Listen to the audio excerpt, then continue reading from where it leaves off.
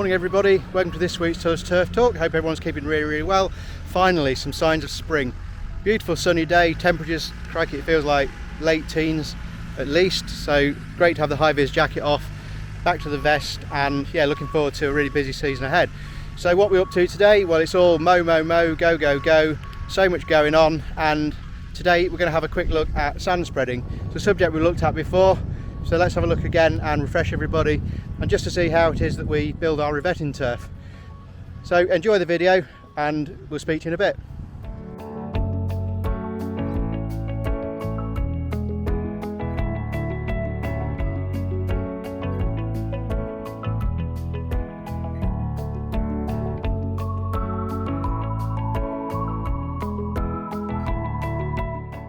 The turf we choose to create our revetting slabs is predominantly a fescue sward. Now we all know that fescue has fantastic binding properties, it all knits together, creeps in beautifully, and this in turn creates a very strong, easy to lift, easy to lay slab. So it is a maturation process. This fescue will be allowed to get to maybe 3-4 years old before it's harvested. In the meantime, we're adding the sand, we're building the depth up, which we'll talk a bit more about in a minute. So as you can see, it already looks like fabulous turf, and as revetting, nothing better.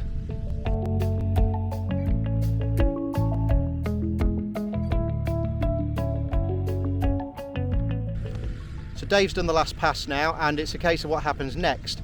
Now, as I said earlier, we've got a lovely day today at Tiller's. It's very warm, it's quite sunny, a little bit of breeze, things are drying out beautifully. And as we buy this in a moist sand, we're going to let the weather do its thing this afternoon, let it dry out nicely, and then later on this afternoon we'll bring a brush, and then we'll simply brush the sand down into the profile, as you can see there, disappearing nicely.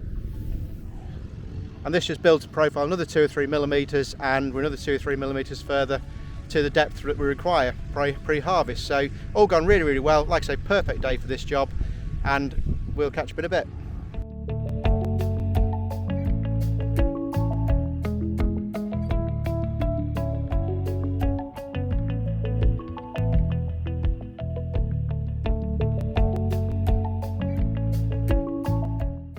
That's this field about finished, and one thing that's really important when we are sanding up our revetting crop, and that is to continuously monitor the thickness of the sand. So I'll do a big W shape over the whole field now, taking out core samples just to see what depth the sand's at, to make sure it's all gone nice and even, nice and uniform, so when it comes to harvest it, we're getting a nice consistent briquette and a consistent harvest depth.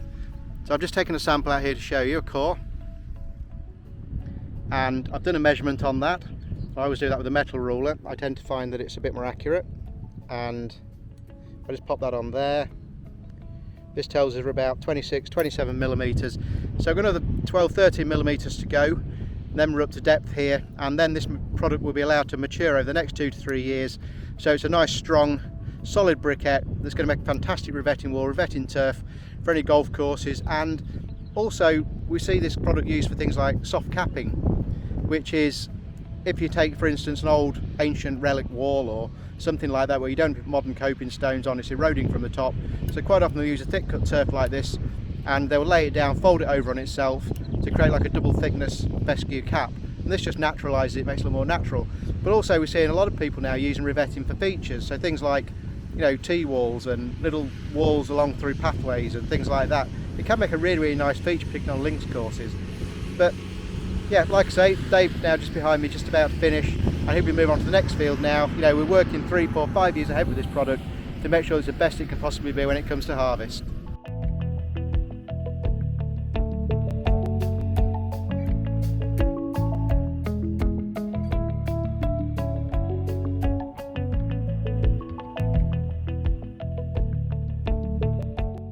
I hope you enjoyed that video, just revisiting sand spreading, and Dave getting across with the speed dresser there, quickly, efficiently, getting a beautiful uniform layer on, 2 to 3 millimeter increments at a time. The last thing we want to do is smother the turf, create an unhealthy sward that's not going to thrive and that's not going to develop and do what we want it to do. So it's careful monitoring, like I say, sampler out, keep an eye on the depth and reacting accordingly. So all gone really well, perfect day for it. Doesn't get any better than this. So Ryan's going to go out and brush it all in now, and that's it, done till next week. Fabulous stuff. So please, if you liked it, share it, like it, retweet it, and subscribe to Tiller's Turf TV on YouTube if you haven't already, and you'll be alerted to our weekly video, which we really enjoy making and we really enjoy your support. This is next week's sand. The lovely white sand here reminds me of one thing. this weekend it's the Masters over at Augusta National, and my money this year is on Rory McIlroy. I think he's finally going to break his duck. He's going to do the Grand Slam, and that's where my money is. Wherever yours is, good luck. If you're not watching the golf, whatever you're doing, enjoy it. Have a fab weekend. We'll catch you next week. Take care, everybody.